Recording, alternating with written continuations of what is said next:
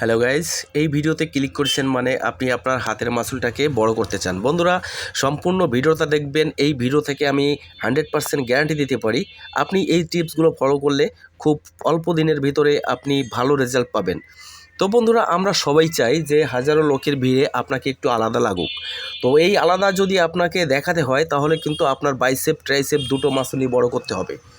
এই bicep tricep মাসুল দুটো বড় করতে হলে আপনাকে কি করতে হবে?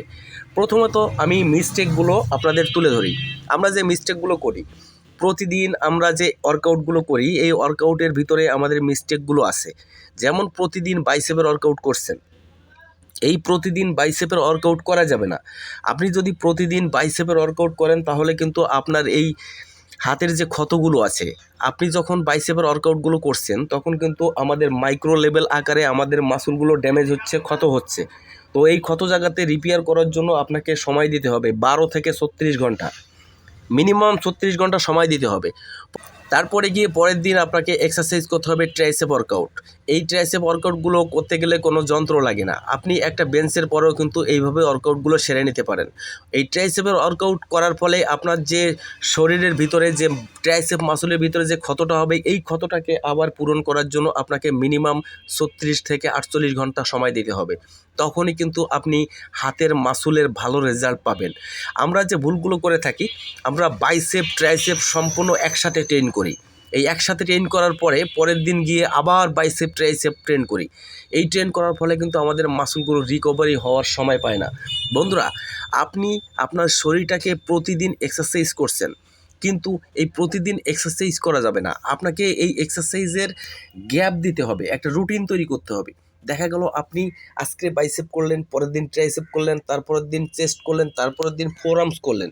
হ্যাঁ, আপনি এখানে যেদিন বাইসেপ করবেন সেদিন ফোর আর্মসের ব্যায়াম করতে পারবেন, যেদিন আপনি ট্রাইসেপ করবেন সেদিন আপনি চেস্টের ব্যায়াম করতে পারবেন। এইভাবে আপনাকে একটা লিস্ট তৈরি করতে হবে। এবং দেখেন, আমাদের যে ডায়েট প্ল্যানিং, আমরা এক্সারসাইজ করার পরে আমরা কি খাই, কত সময় পরে আমরা খাদ্য খাই, এখানে আরেকটা মিস্টেক আছে। দেখেন, আপনি ওয়ার্কআউট করছেন, এখন ওয়ার্কআউট করেছেন 1 ঘন্টা, মিনিমাম 1 ঘন্টা ওয়ার্কআউট করেছেন। ওয়ার্কআউট করার পরে আপনি 3 ঘন্টা পরে যেয়ে আপনি খাদ্য খাচ্ছেন, সেই খাদ্যর ভিতরে কোনো হাই প্রোটিনযুক্ত কোনো খাবার নাই। বন্ধুরা দেখেন, আমাদের হাই প্রোটিন না নিলে কিন্তু আপনাদের শরীর কখনো গ্রোথ হবে না। আরেকটা মিস্টেক আছে, সেই মিস্টেকটা হচ্ছে আপনি প্রতিদিন না হলেও মাসে অন্তত 100 গ্রাম হলেও, 200 গ্রাম হলেও, 300 গ্রাম হলেও ওয়েটটা বাড়াতে হবে। প্রতিদিন যদি একই ওয়েটে ব্যায়াম করেন সারা বছর, তাহলে কিন্তু আপনার বডিটা একই জায়গায় রয়ে যাবে।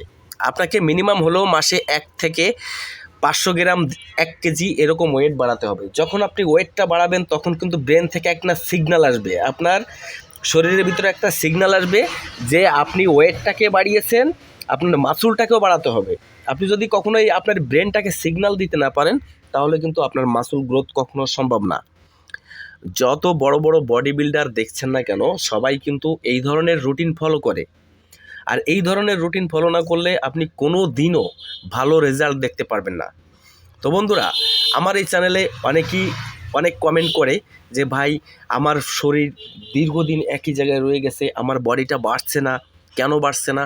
আমি সম্পূর্ণ আপনাদের ডিটেলস আজকে বলে দিলাম। আপনি এই ধরনের এইভাবে এক্সারসাইজ করবেন, তাহলে কিন্তু আপনি ভালো রেজাল্ট দেখতে পারবেন। বন্ধুরা, সবাই আমার এই চ্যানেলটাকে সাবস্ক্রাইব করে আমার পাশে থাকবেন এবং কমেন্টে মতামত জানাবেন। ধন্যবাদ সবাইকে।